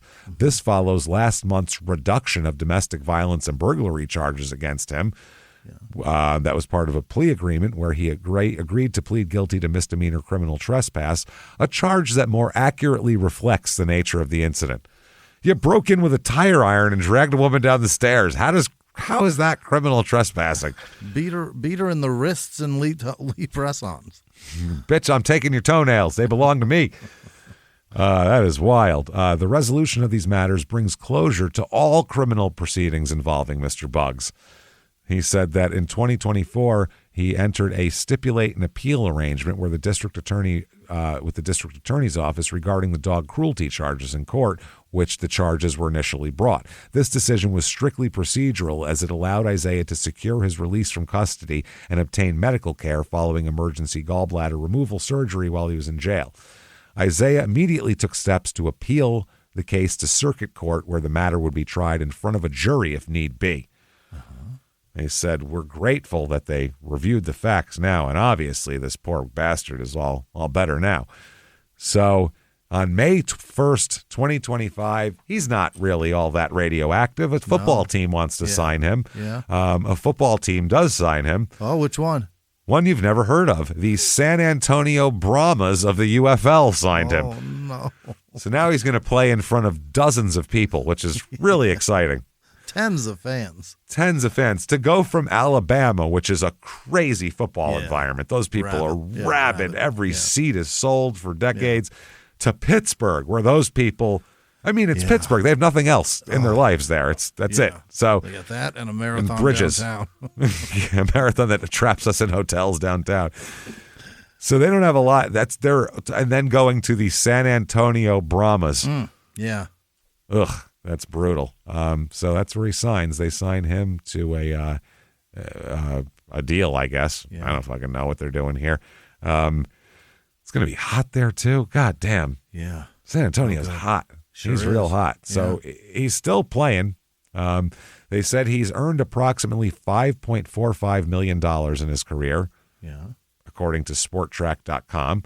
And so they estimate his net worth to be around $4 million, which is bullshit. Come on. If he's made 5.45, there's no way he has most of that still, including agents' fees and taxes and all that shit. And I doubt that, sir. So if you can't get enough of Isaiah Buggs, get his card here. We have a 2019 Panini Contenders Isaiah Buggs playoff ticket rookie autographed card here. Yeah. $29.97, $29, and a 2019 Leaf autograph Isaiah Buggs card in his Alabama uniform here, $9.99, $9.99. So there's Isaiah Buggs, but that's not the end of this episode here, because we also have a couple of quick updates. Hey, let's do to let you in on here. And we understand neither of these are BJ Penn, which we're going to do something with BJ Penn. We did an episode on him, but he has gone bonkers batshit crazy in the last few months. I mean, holy shit, saying his family's been replaced by clones and shit. His brain damage is on a whole other level that we might need to do a Patreon for. But let's talk about Greg Hardy a little bit here. Remember him? This fucking complete tub of shit asshole. Nelly ruined his life. He did. We decided that Nelly ruined his life. But, I mean, was accused of, like, slamming his fucking girlfriend's head in the toilet and all this crazy shit. All over Nelly. He's a monster. Well, Nelly will do that to a man. That's the thing. That's how it is. Take So he's like, I don't want to take a ride with you. Hate you. New details in the arrest of former Carolina Panthers star Greg Hardy surfaced in the days after he was charged with assault that revealed an alleged altercation between the former NFL player and his girlfriend over cheating accusations. Fox News Digital obtained an arrest report from the Richardson Police Department that detailed the events of the alleged assault, which seemingly began when Hardy and his girlfriend were on their way home from the park on Wednesday. Oh, my And that's God. not a bar. They went to the park. The park where there's swings and shit. Where there's swings, where it's free, because this guy hasn't had a fucking paying job in a long time, other than being beaten up by fucking UFC fighters. According to the woman, she spoke to Hardy once their children were in bed and began to question him, quote, about a woman she believed he was cheating on her with. Oh, boy. Yeah, she put the kids to bed and was like, I got to ask you something. I looked in your phone. Uh-oh. Uh-oh. Wondering why you seemed a little subdued at the park. The alleged victim in the case, who has not been identified, told law enforcement she had previously seen messages between Hardy and this person and, quote, wanted to see if he would lie. Mm-hmm. She knew the answer, but asked him the question. That's one thing. Women a lot of times are like prosecutors, where I already know this answer. Here's the question. They're not asking you the question because they're curious about the answer. No. They know the answer, and they want to see if you'll lie about it. Away. Make it worse. They want you to incriminate yourself. That's right. The argument escalated when the woman. Too bad you can't do like court shit in real life. Like you can't be in your bedroom after she put your kids to bed and be like, "I take the fifth." You can't can't ask me anything about that. I already pled the Fifth Amendment, so I don't know what to tell you. Said that this woman claimed that Hardy pushed her, quote, with both of his hands on her chest. And he's a big fucking guy. Yeah, real big. After she would not move out of his way, that's when he did that. So then, according to the report, Hardy allegedly got on top of the woman who'd fallen on the bed and held her down with one of his hands around her neck. Oh, boy. Now, the problem for Greg Hardy is this goes right in line with every other thing that he's ever been accused of. He's done. This sounds a lot like Greg Hardy. It just does. This is his jam. The woman said she did not lose consciousness and that her breathing was not restricted. She then admitted to kicking Hardy, which prompted him to leave. Well, if someone has knocked you down and choked you, I think kicking is warranted at that point. Certainly. Another officer made contact with Hardy, who had driven off. He told law enforcement that the argument began over a dispute over text messages. Yeah. Yep, and escalated when the woman, quote, got too close to his face and started poking him in the forehead with her. We're all watching this shit play out. With her index finger. He likes trouble bras. Yeah, well, they like him. Yeah. Chaos attracts chaos, man. And this is chaos. They both need to... So all this chaos, there needs to be a codependent in here somewhere, or else it's just chaos on chaos, and that's terrifying. So... He said he moved, quote, moved the woman out of his way and placed her on the bed by grabbing his arms. I'm sure it was very gentle. Sure, he picked her up lovingly like a bride being carried across the threshold in the 50s. I'm sure that's how it was. And he laid her down gently. Then he asked her if he could get her anything. Some tea. Rub your feet. Rub your feet. Anything, really. I just want to help. He denied that anything else happened at all. According to the arrest report, the officer speaking to the woman observed scratches and redness on her arms that were consistent with a physical altercation. They did not note anything visible on him. So he was arrested and charged with causing bodily injury to a family member, which I don't know if he's married to her or what, but that's what happened, which that would they didn't identify her, but then she's a family member, so... And she's concerned about him cheating, so it's not his sister probably. So I know who it is. I think you just identified her. That's pretty crazy. Yeah. Accidentally, you outed her. So June 7th, 2025. So very recently. Yesterday. 9 days ago. Pac-Man Jones arrested for the fourth time in 4 years again. We did a Pac-Man update a couple months ago where he was being arrested a bunch more. He had it together for a minute. He was he was on shows and main face on a show. Yeah, he was a big deal there for a second. Just a happy story, happy ending to a tumultuous life. And no, Pac-Man gonna Pac-Man. Adam, dude, Pac-Man needs booze. Is his problem? All of these are alcohol-related problems. Is his issue. Pac-Man needs to stop fucking drinking. Yeah, listen, I mean, where does he live? Isn't weed legal? Just have a joint, weed. Pac-Man. Covington, Kentucky. So nope. Cincinnati, Kentucky. Nope. Ohio's legal. Kentucky's go over that border. Nothing's legal in Kentucky except for Jesus and fucking fracking. I think is the only two things that are legal in Kentucky. Everything else is illegal. Oh, and high capacity magazines. I'm sure are fine. Fracking and So he needs to stop. I've never in my entire life said this to anyone or even thought it, but Pac-Man, you need to find Jesus, I think. I think Jesus would help you. I'm going to go ahead and say find Jesus Christ, I think. But it's like crazy, too, because he's bad such a idea good for guy. Everyone else on earth. But he adopted children of a dead guy and tried to and is raising them, too. But then he got drunk and fucking... His whole thing is booze. Afro Man song, but he gets drunk. And then I got drunk.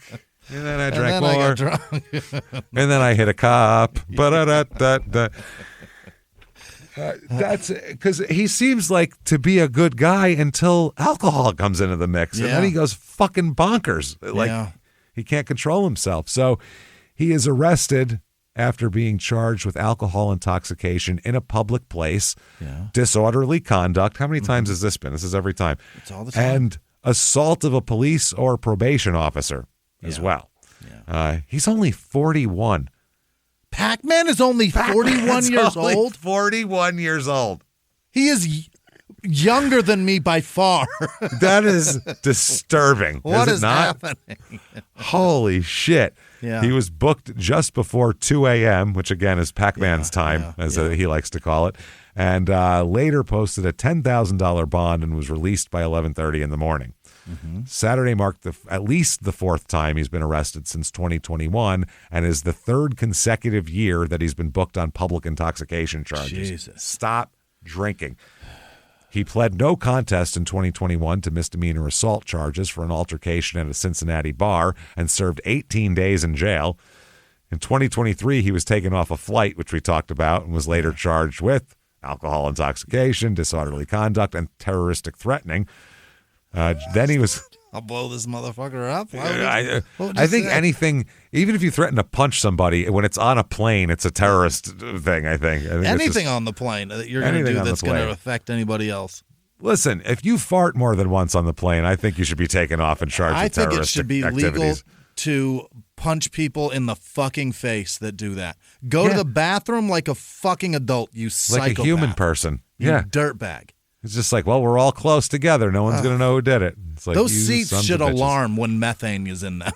Yeah, they should be like the dye in a pool that kids piss in. You know what I mean? That's what it should be like. Like, oh no, what happened? And a seat starts lighting up with a siren. Shit. So he was also arrested in 2024 for public intoxication and assaulting a peace officer while attending the Jake Paul Mike Tyson boxing event. Nice. If you remember that. So for something that wasn't even worth going to, that fucking guy got arrested that day. So that's not great. So there we go. There's Isaiah Bugs. Yeah. And also a couple of updates that we have there. And we just wanted to do a nice, quick hit, you know, modern day, real easy going one here because we're going to get into so much murder. It's going to be deep. Yeah. It's just rape and murder for the whole thing. He played football. We'll talk about him for a minute playing in college and stuff. But I mean, sports will be, this will be a few parts, and sports is going to be about 15 minutes of it, really, probably. It's going to be all crime and all weird, creepy, disgusting serial killer shit. Mm-hmm. I mean, he's the I-5, and Rule wrote a book on him, for Christ's sake. That's a bad sign for a person. Right. Once Anne Rule writes about you, check it out. Yeah, when she starts writing about you, it's a problem. Yeah, you need to fucking give up at that point. So there we go. Do that. Definitely, if you enjoy this story or any of the stories you've heard on this show, get on whatever app you're listening on and give us 5 stars. It takes, 10 seconds, and it really helps drive us up the charts. It just helps us as a show. So be a pal and do that for us. Thank you so much for doing that. Those who have, definitely you want to head over to shutupandgivememurder.com. All your merchandise is there, everything from skateboards to shower curtains. You can't beat it. Any kind of phrase you want on there for all 3 shows, by the way, Your Stupid Opinion, Small Town Murder, and of course, Crime and Sports. And get your tickets for live shows for Small Town Murder. They're starting up in the fall. A lot of them are selling out and are sold out. So Philly has tickets in December. DC has tickets that same weekend. We have November. We have Seattle that has some tickets. And then I believe we have some left in Irvine, but not many. So like 12. It's very That's what I mean. If you want to go, get them now. So do that. And it's a comedy club. So that's not we don't really play comedy clubs, but it's pretty big. It's so cool. It's a cool place. Such a great improv. It's a fun joint. So come check us out. That's a Sunday night, right? I don't know. I think it is. I'm not positive. I don't know. Is it Saturday? Do we do San Diego Saturday and then there Sunday? I think we have a day off. I think we go Friday and Sunday. Yeah, I think that's what it is. So we have a day off? Yeah. Okay. I kind of like California, man. That's what I'm saying. We'll get some fucking dinner. Legal. Yeah. Yeah, dude. We're going to have a party. Let's go to the beach and smoke some weed. Yeah, this is going to be excellent. Yeah. All right, then. Yeah. I like it. All right. So get your tickets for that. Not the weed smoking beach party, but right. the show part of it. Do that. The weed smoking beach party is sold out. It's only That's 2. sold out. It's 2 tickets and we got them already. Sorry about that. It's a very small we waited venue. in line. We camped out for these. We bought them, sold them out, man. Yeah. Bought them all out. So shutupandgivememurder.com is that. You definitely want Patreon. Telling you, if you even remotely like what we're doing here, you're going to fucking love Patreon. You'll like it, yeah. It's balls out and it's a good time here. Yeah. Patreon.com/crime in sports, just like the show. Anybody $5 a month or above, you are going to get a lot. First of all, hundreds and hundreds of bonus episodes you've never heard of that you're going to get all at once to binge on however you like. And then you get new ones every other week. One crime in sports, one small town murder, and God damn it, you get it all. This week, we're going to talk about the Liver King for crime in sports. This lunatic that they did the documentary on, and got a lot of background info on him, and just a tool, just a real tool. And then for small town murder, we are going to dive into some alien stuff and some conspiracy stuff and what people thought about aliens in like the 40s and what they think about them now, and then some conspiracy rabbit hole stuff about people who are like UFO whistleblowers being murdered left and right. It seems like too many to be coincidence. Let's get weird, everybody. Should I get high about this? Yes. All of us should get high for this. This is going to be I'm going to get so paranoid.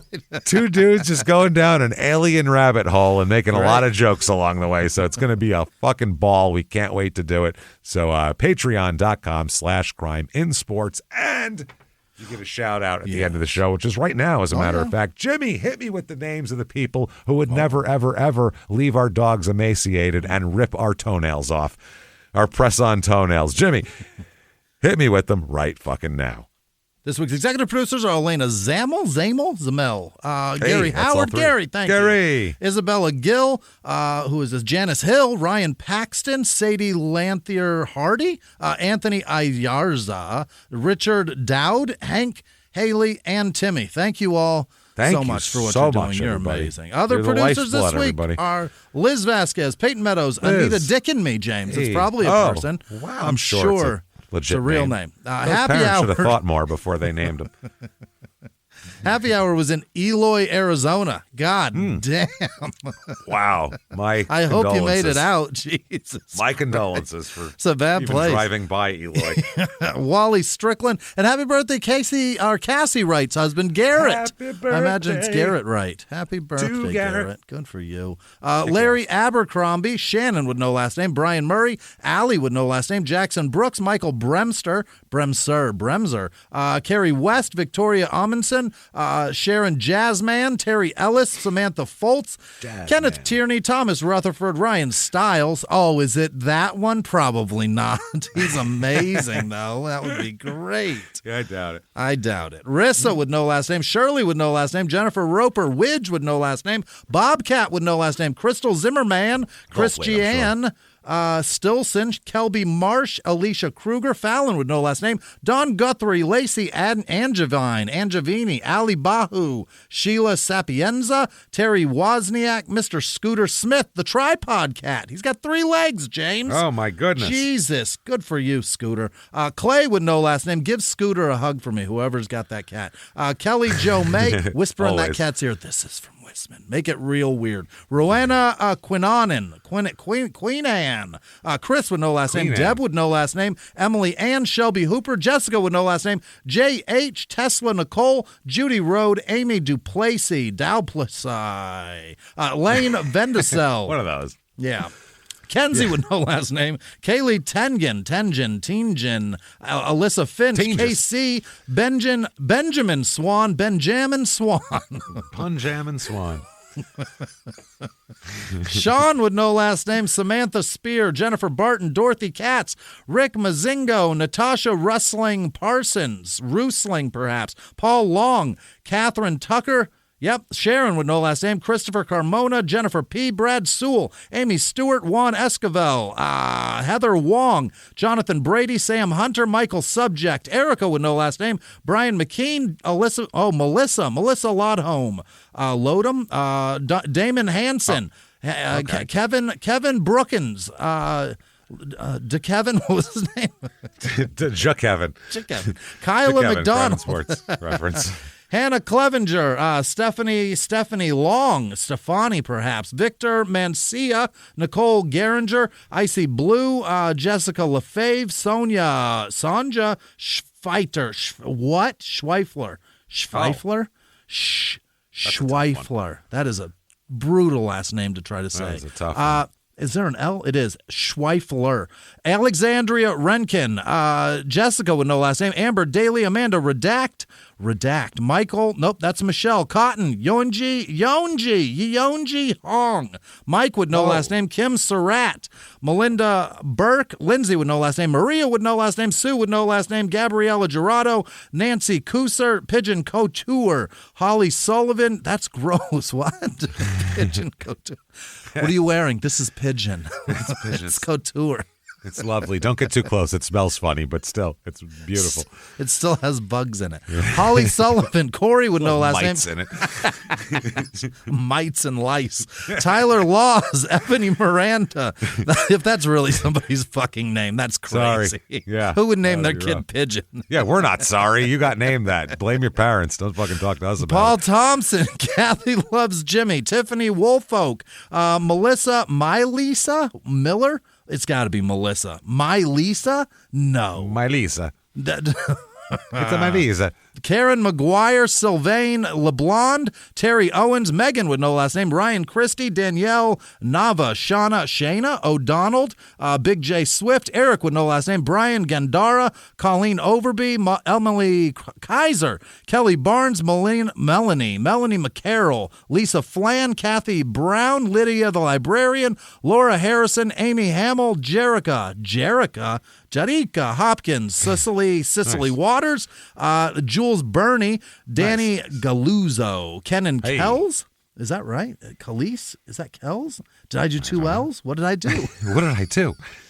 Jamie Simpson, Katie Reimer, Courtney Watson, Lynn's Priest, Vanda with no last name, James Sumison, Jennifer Vertone, Craig with no last name, Kevin Rosenacker, Murphy Parker, Nicole with no last name, Addie McLean, Jane Kendall, Josh Ellenberg, Julia with no last name, Faith Kovacs, Amber Shannon, Yvette with no last name, Kim Tinker, Sydney Taylor, Diane Daggs, Sherry Kimball, Chuck with no last name, Emily McGee, Ainsley McPherson, Jennifer Rush, CCBBSS2, River Devlin, Colin Riley, Martha Penny, Don Walker, Robin with no last name. Hey. Jeff Very different from Jones. Ruben. I almost called Jeff Jones Jennifer Jones.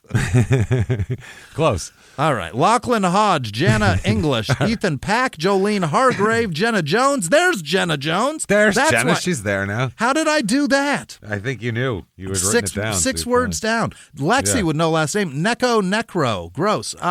Ace Finch. Mary with an I. No last name. Becky Stewart. Heath Roberson. There's no T. Kat Anuber. Jean or Jeanne. Kat Anuber. Fontaine. Jessica with no last name. Lydia Colness. Eileen with no last name. Kelsey. Maybe it's Kelsey. Martin. Michael Martin. Kelsey. Oh. Matt Sonashvili. What? Whoa. Matt Sonashvili. Michael, that's a crazy last name. Sarah That's a good King, one. Nikki with no last name. Wyatt Lopez, Vivek Dandekar, Jada Brown, Janelle with no last name. Rachel Fleming, Michael Genera.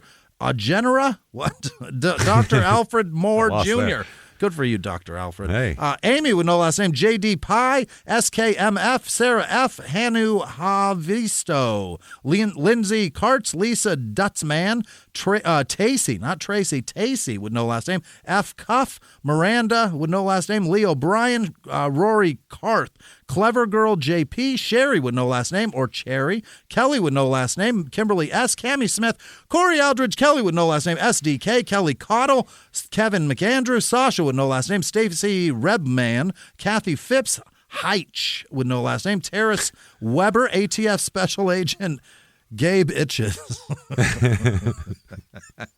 Okay.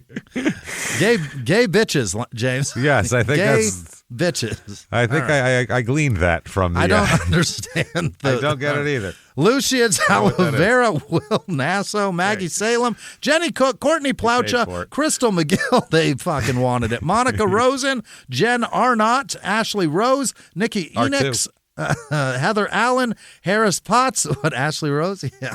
Arnott. R2. Arnott. Okay. Just arguing.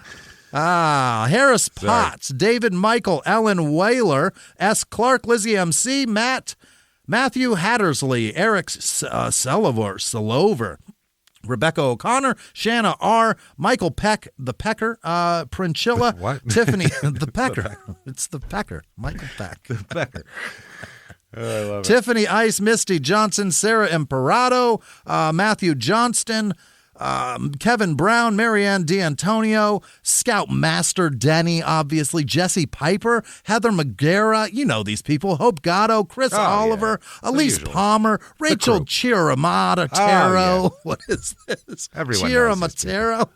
Wow, nice. That sounds longer than mine. Enjoy. Paul Lopez, Carissa Comer, Connie, obviously with no last name, Brad, you don't even have to give a last name. You know who they are. J. Allen Foster, Jacob Kennedy, Douglas Post, Jamie Anderson, Stephen Brayley, Sam Cook, obviously, Tara C., Samantha McCormick, Lisa Howard, Melissa Karash, Maximilian, Sam Craman, Megan Stroud, Darnell Cox, Jamie Kakach, Karen with a Y, Kevin with no last name, Kat Meow, Cameron Rance, Echo Lamb, Amanda Smith, Sarah Harris. What about Claire Elliott? Thank you guys so much. Thank you, everybody, so much from the bottom of our fucking hearts. We appreciate all that you do for us, honestly. Thank you so much. And by the way, we've been asked a lot, we are working on an ad-free option. Yeah. You know, some people are, we want the ad-free. We'd love you to have the ad-free. So we're working on a way to do that. Give us a few weeks. Let us try to figure it out. We'll come up with something. Trust us. So we'll do that. Keep coming back and hanging out with us time after time. You want to follow us on social media. ShutUpAndGiveMeMurder.com has drop-down menus. Take you everywhere you want to go.